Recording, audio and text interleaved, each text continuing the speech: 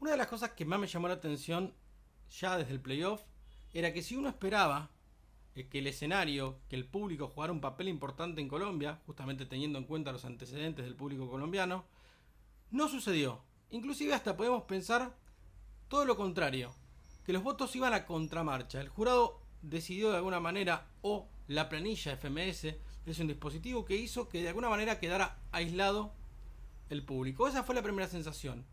Ya con el segundo día corriendo, daría la impresión de que hubo un elitismo dando vuelta ahí. En una batalla de rap siempre hay como tres criterios para construir un ganador o un justo ganador. Los criterios son, por un lado, tenemos al público, que se llama populismo y que de alguna manera supone que si el punch es gritado por el público, es transmitido hacia el público y que de alguna manera termina con ese público, pero obviamente el defecto es que muchas veces ese público tiene un favoritismo y hace o tuerce la batalla por un lado o para el otro. ¿Qué pasó en el último evento cuando México la internacional fue un sufrimiento porque solamente aplaudían a los de dentro? Así que si bien podemos decir que si bien el público puede ser la culminación de un punch, el favoritismo termina rompiendo eso. El otro criterio tiene que ver con el elitismo, tiene que ver con los jueces, tiene que ver con una mirada que tienen la gente desde adentro sobre el freestyle, que incluye por un lado cuestiones técnicas, pero también cuestiones políticas, cuestiones de cómo ven los freestylers al propio freestyle. Que esto se notó mucho, por ejemplo, con la batalla Zaina. Un Zaina que tal vez en Argentina tiene un estilo que no es bien visto y que tal vez en otros países es visto o revisto de otra manera. Sucedía lo mismo con Cacha, que descendía y después se iba a hacer una gira internacional y lograba otro cuestionamiento, otra manera de verse. Y esto parece clave de lo que es el elitismo, que es la mirada justamente de los expertos, de los que forman parte, de los que están adentro de alguna manera de la movida.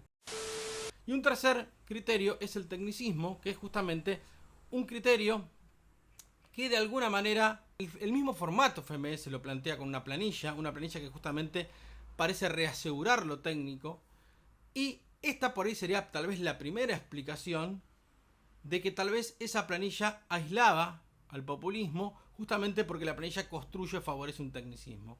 Esto es una primera manera, un primer círculo para abordar el tema. Creo que el caso más interesante es el de Skone, porque Skone da la impresión de que en todas las batallas tuvo al menos una pequeña discusión. La primera fue Loquillo Skone y de alguna manera el público se enciende con Loquillo y sin embargo pasa Skone. Cuando podría tranquilamente haber sido una réplica en el sentido de, bueno, ok, tenemos un criterio que va por un lado, tenemos un criterio que va por el otro, decidámoslo. No fue decididamente una batalla sin dudas, creo.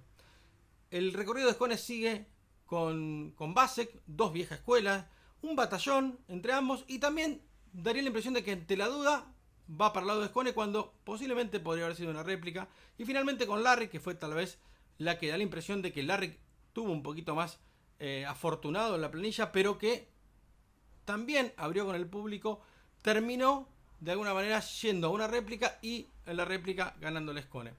Digo, no estoy diciendo nada en contra de Skone, pero sí creo que es el caso Vigía. Creo que todas las batallas de él, por debajo de los comentarios, hay una discusión donde no termina de ser legítimo. Y esta falta de legitimidad creo que responde a esta idea de ante la duda pasa un en sí que todos sabemos que es mejor.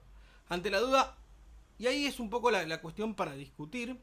Yo creo en lo personal que los tres criterios forman parte de un equilibrio. Y uno podría inclusive hablar de un criterio anterior. Ese criterio anterior se llama dominancia, que es un criterio de vieja escuela, en la cual no hay fundamentos, sino que te domino porque te domino. Es maquiavélica la dominancia.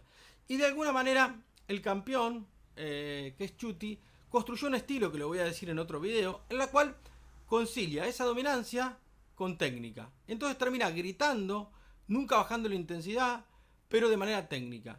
Creo que es muy interesante este concepto de dominancia, que de alguna manera también lo podemos ver en Papo. Un Papo que si bien es muy técnico, siempre tiene una personal, siempre tiene algo que tiene que ver con humillar al otro, que era un poco el primer dispositivo, el primer criterio de verdad que existía era la dominancia, y de alguna manera por este lado es que debemos pensar esos tres criterios más la dominancia vieja escuela.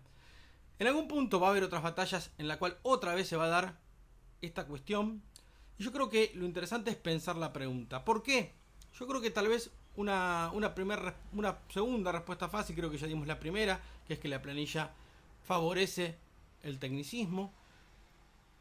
Es la idea de pensar que si en la Red Bull el populismo mexicano impidió que rapeara al resto que no sea de su nacionalidad, acá, de alguna manera, FMS Urban construyó una competencia que se diferencia, ¿no? Y que de alguna manera va, si en una importa el público, acá importa otra cosa, que es el rap desde adentro, ¿no? Desde una mirada interna.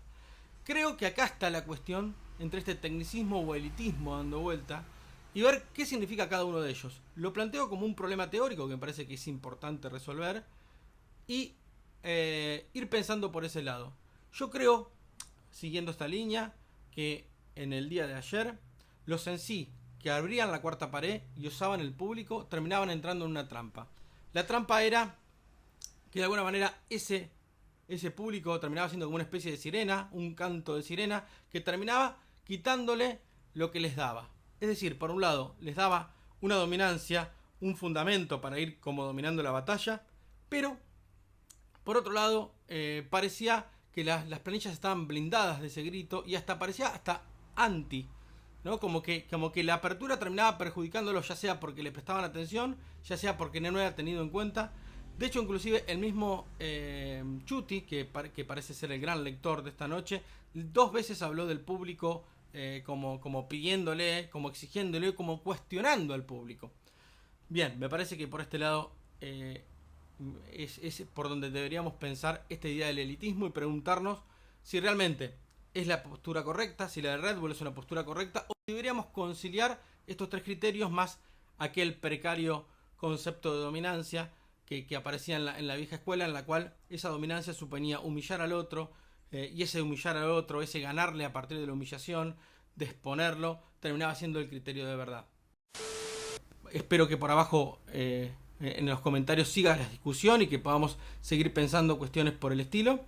A los que les interesa este tipo de conversaciones, recuerden que tenemos acá en la Escuela Rap, abajo les dejo los datos, una serie de cursos que discutimos sobre estos temas y pensamos, así que eso, les mando un abrazo a todos y los espero en el próximo video.